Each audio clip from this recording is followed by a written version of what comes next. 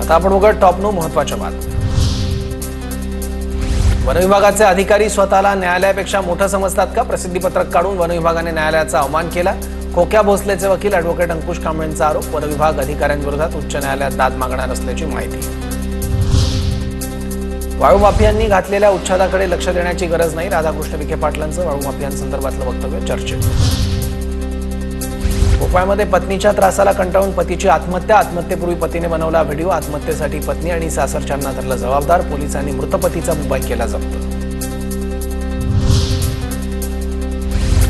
नव्या वक्फ सुधारणा विधेयकावर राष्ट्रपती द्रौपदी मुर्मू यांची स्वाक्षरी। नव्या वक्फ सुधारणा विधेयकाचं कायद्यात रूपांतर। पंतप्रधान मोदी आज तामिळनाडूच्या रामेश्वरम मधील नव्या पंबन ब्रिजचं उद्घाटन करणार। नव्या ब्रिजमध्ये पूल व्हर्टिकल पद्धतीने उघडला जाणार। पुणे कारागृह शिपाई भरती लेखी परीक्षा आणि राज्यातील विद्यापीठांच्या सत्र परीक्षा एकाच दिवशी परीक्षा आल्यानं विद्यार्थ्यांमध्ये संभ्रम। दुधातील भेसळ रोखण्यासाठी राज्य सरकार नवा कायदा करणार। अजामीनपात्र गुन्ह्यासह दंडाची रक्कम वाढणार। सीईटी कक्षात अपुरं मनुष्यबळ मंजूर 30 पदांपैकी 10 वर्षात केवळ 13 पदं भरली। विविध परीक्षांच्या आयोजनावर प्रभाव पडणार।